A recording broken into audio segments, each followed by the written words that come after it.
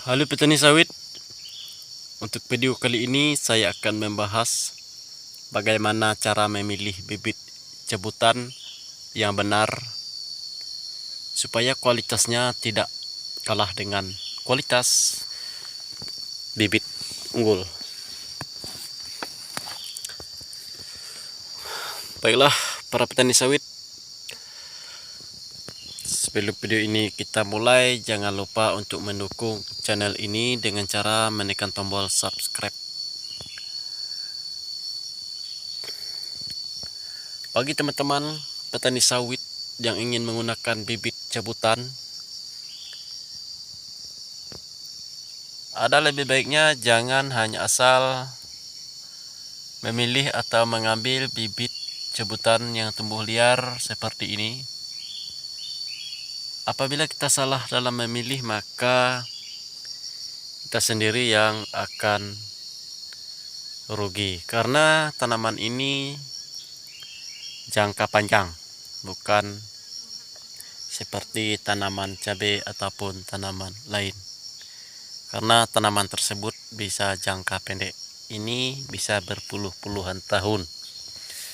Makanya teman-teman petani sawit, kalau ingin menggunakan bibit cabutan, simak video ini sampai selesai dan jangan skip supaya tidak gagal paham.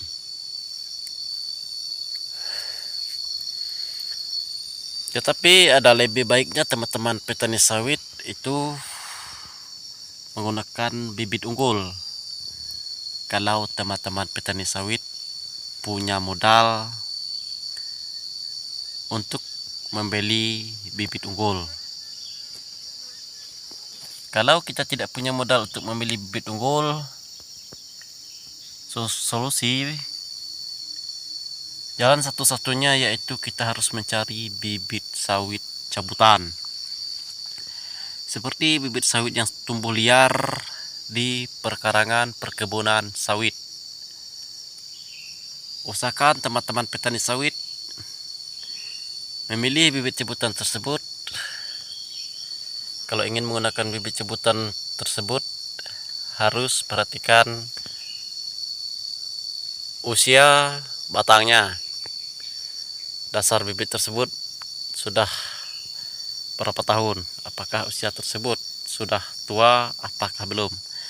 Apabila sudah memasuki dari 15 tahun ke atas, maka kita bisa menggunakan bibit tersebut. Tetapi kalau masih muda, jangan dipilih bibit seperti itu, karena dampaknya takutnya kita kecewa, karena ini menggunakan jangka yang panjang ya. Itu yang harus kita perhatikan pertama. Untuk yang kedua, itu teman-teman harus pahami apakah pohon sawit tersebut yang ingin dijadikan bibit berdasarkan dari bibit unggul. Kalau pohon sawit tersebut yang ingin kita ambil untuk dijadikan bibit itu berdasarkan dari bibit unggul, maka teman-teman bisa menggunakan bibit cabutan tersebut, karena indukannya saja sudah menggunakan bibit unggul. Apalagi bibit tersebut, pohon kelapa tersebut itu keluaran termasuk yang pertama, karena itu bibit terjamin, maka kita bisa menggunakan bibit tersebut. Lalu teman-teman pilih yang seperti ini. Nah, seperti ini ya, hijau mengkilat, bagian umbi terlihat gemuk, bagian pelepah hijau tua seperti ini. Dia agak melebar seperti ini, maka ini bisa untuk dijadikan bibit. Jadikan bibit ya, model-model seperti ini. Kita bisa lihat sendiri, ini sangat cocok karena saya menggunakan bibit cabutan, maka saya kasih tahu trik dan tipnya memilih bibit jebutan seperti ini. Usahakan masih ada biji yang menempel seperti ini. Nah, usahakan masih ada bijinya, karena ini sangat berpengaruh pada pertumbuhannya. Nah, teman bisa lihat sendiri, umbinya saja sudah terlihat gemuk. Bagian pelepah ini hijau, daunnya hijau, bagus mengkilat. Nah, teman-teman pilih saja yang seperti ini. Mudah-mudahan kalau seperti ini itu tidak mengecewakan, ya.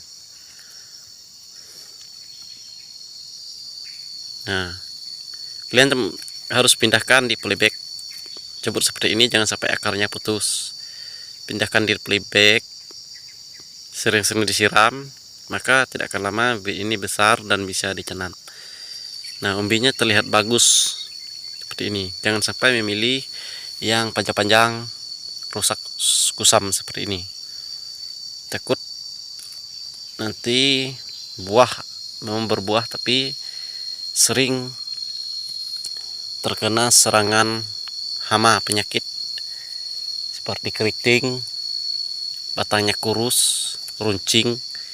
Itu yang sering terjadi pada bibit sawit jebutan. Kita menggunakan bibit sebutan ya. Kebanyakan terjadi seperti itu kalau kita salah memilih setelah umur 10 tahun. Ya, sering terkena serangan penyakit kurus, pelepahnya kuning, keras, dan mengecil pelepahnya walaupun itu dipupuk. Itu yang sering terjadi pada bibit sawit jebutan. Tapi kalau memilih bibit jebutan itu benar, maka mudah-mudahan tidak akan mengecewakan kita. Kekurangan dari bibit jebutan ya seperti itu. Memang sering kebanyakan pelepahnya keras, tapi kalau kita pilih yang hijau pelepahnya, maka itu berpotensi pelepah lembut.